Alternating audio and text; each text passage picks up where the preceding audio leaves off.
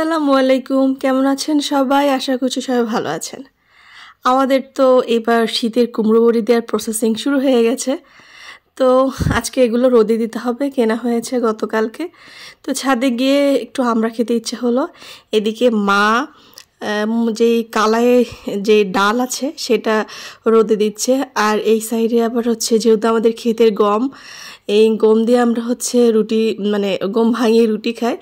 তো মা বলল যে কিছু গম আবার ভাঙাই, আটা তো প্রায় শেষের দিকে, এই জন্য মা এগুলো রোদে দিচ্ছিল। আজকে কিন্তু 3টা ফসল আপনারা একসাথে দেখতে পারবেন। এখানে কালাই, ওইদিকে গম, আর এটা হচ্ছে ধান। এই ধানটা হচ্ছে রোদে মানে শুকানো হচ্ছে, আর গতকালকে এটা সেদ্ধ করা হয়েছে। তো এইটা হচ্ছে কি, মানে এত গরম হয়ে আছে এই ধানগুলো। 3টা ফসল আজকে একসাথে দেখার আসলে এরকম ফিলিংস কিন্তু আমি কখনোই পাইনি। আসলে শহর অঞ্চলতে এগুলো দেখা যায় না, কিন্তু গ্রামে এসে কিন্তু আমি সেগুলো দেখতে পেরেছি। তো যাই হোক, এবার রান্নাবান্না করার পালা। আজকে নতুন সবজি দিয়ে মাছ রান্না করব। তো নতুন তো টমেটো বের হয়েছে, এখনও তো পাকা শুরু হয়নি। কাঁচা টমেটো দিয়ে কিন্তু মাছ রান্না করতে আমার খুব ভালো লাগে। হালকা হালকা একটু টক হয়, কিন্তু এই টমেটো মাত্র শুরু তো তেমন একটা টক হয়নি, কিন্তু ভালোই লাগলো স্বাদ। আর ফুলকপি, টমেটো, নতুন আলু দিয়ে কিন্তু তরকারি রান্নার মজাই আলাদা। যদিও বা আমাদের এখন সারা বছর কিন্তু শীতকালীন সবজিগুলা পাওয়া যায়, কিন্তু শীতের মধ্যে খাওয়ার যে স্বাদটা সেটা কিন্তু পাওয়া যায় না। এদিকে আমি মাছটা লবণ, হলুদ, মরিচের গুঁড়ো দিয়ে মেখে রাখলাম কিছুক্ষণ, তাহলে ঝাল লবণ ঢুকবে। যেহেতু বড় মাছগুলোতে কিন্তু ঝাল লবণ তেমন একটা ঢুকতে চায় না, এই জন্য একটু ম্যারিনেট করে রাখলে টেস্ট হয় ভালো, না হলে পানসে পানসে লাগে। তো এইটা যখন আপনাদের ভাইয়া নিয়ে আসে, এই মানে আমি তো মনে করেছি জল পাই, মানে এত ছোট ছোট টমেটোগুলো।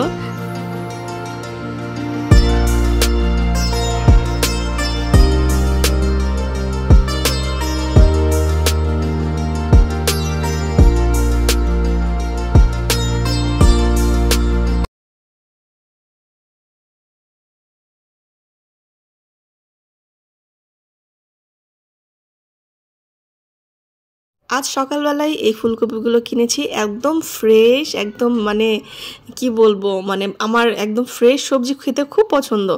তো ভাবলাম পুরো ফুলকপিটাই রান্না করব।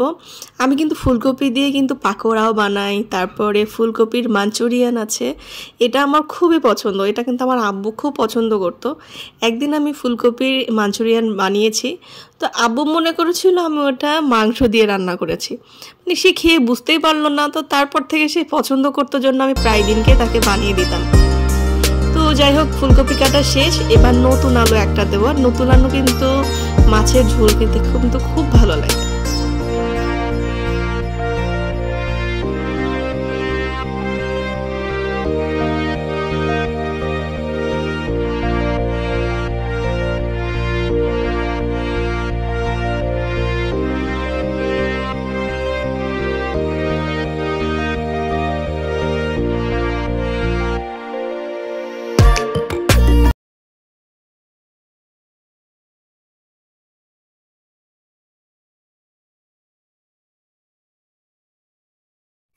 আর আমাদের প্রতিদিনের রুটিনে থাকবেই শাক।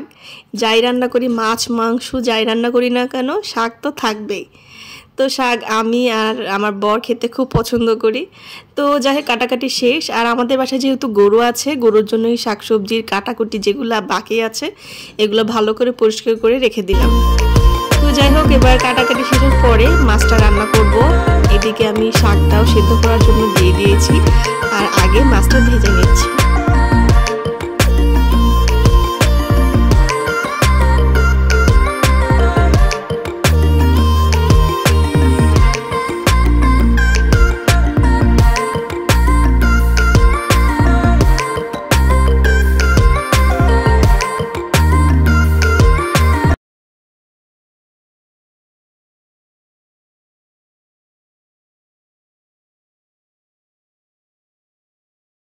আজকে মাছের তরকারিটা পুরোপুরি লাল আর সবুজ রঙের কাঁচামরিচ দিয়ে রান্না করব।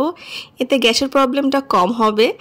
আর শীতকালীন যেই ফ্রেশ সবজিগুলো আছে এগুলো কিন্তু কাঁচামরিচ দিয়ে রান্না করলে বেশি টেস্ট হয়, আর কালারটা কিন্তু অনেক সুন্দর আসে। আবার অনেক সময় না আমি লাল কাঁচামরিচটা রেখে দেই, মাংস দিয়ে রান্না করলে খুব মজা লাগে। বিশেষ করে দেশি মুরগি যদি আপনারা এই লাল মরিচ দিয়ে রান্না করেন না, এত মজা হয় যা বলার মতো না। যাই হোক, এদিকে আমি মশলাটা ফোড়নে দিয়ে দিলাম একটা শুকনো মরিচ দিয়ে, ভালো করে কিন্তু মশলাটা কষিয়ে নেব।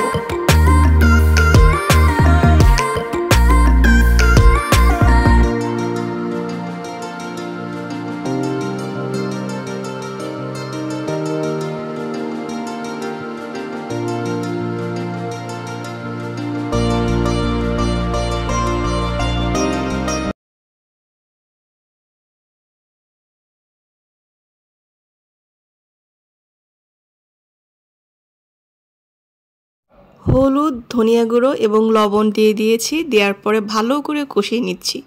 কষানোর পরে যে টমেটো আছে, টমেটোটা আগে দেবো, কারণ হচ্ছে সেদ্ধ হতেও একটু সময় লাগে, যেহেতু প্রথমে দিকে টমেটো তো লাস্টে দিলে কিন্তু সেদ্ধ হবে না।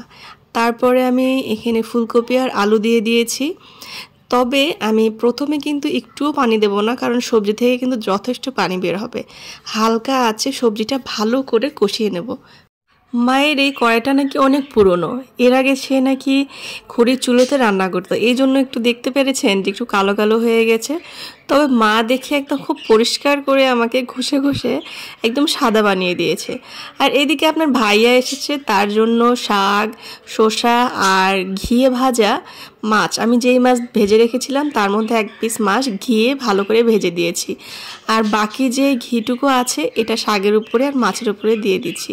ও যেহেতু সকাল থেকে কিছুই খায়নি আর ও তো একটু ডায়েট করে আপনারা ভালো করেই জানেন, এই জন্য ওকে হচ্ছে এই খাবারটা দিয়ে আসলাম। তো এদিকে মা দিয়ে গেল হচ্ছে দুধ জাল দেওয়ার জন্য। তো আমাদের যেহেতু বাড়িতে গরু আছে, গরুর একদম খাঁটি দুধ। এর আগে কিন্তু যতবারই খেয়েছি সব কেনা দুধ, তবে এই বাড়িতে আসার পরে খাঁটি দুধ খেতে পারি, তো আলহামদুলিল্লাহ। এইদিকে গরুর মাংস কালকে একদম টাটকা টাটকা মাংস রান্না করে রেখেছিলাম। সেই মাংস একটু জাল দেওয়ার সময় মনে হলো আমি পানি দিয়ে রেখেছিলাম ভাত, সেটা আর কি পান্তা ভাত। আমার এত ইচ্ছে করছিল গরুর মাংসের ঝোল দিয়ে খেতে। আর আপনারা হয়তো দেখে হাসি পাবে, কারণ মাছ দিয়ে পান্তা খাওয়া যায়, মানে ইলিশ মাছ, কিন্তু গরুর মাংস দিয়ে কি পান্তা ভাত খাওয়া যায়? তো প্লিজ একবার খেয়ে দেখবেন, এত মজা লাগে যা বলার মতো না। তো যদিও বা শীতের মধ্যে কিন্তু পান্তা ভাত মজা না, কিন্তু একদম মানে শক্ত শক্তই ছিল ভাতগুলো, কিন্তু খুব মজা হয়েছিল। তো যাই হোক, আজকের আমার রান্না বান্না খাওয়া দাওয়া শেষ। তো আজকের তরকারিটার কালারটা মাশাআল্লাহ ভীষণ সুন্দর হয়েছে। তো আজকের ভিডিওটা আপনাদের কেমন লেগেছে? সবাই ভালো থাকবেন, আমার সঙ্গেই থাকবেন। আল্লাহ হাফেজ।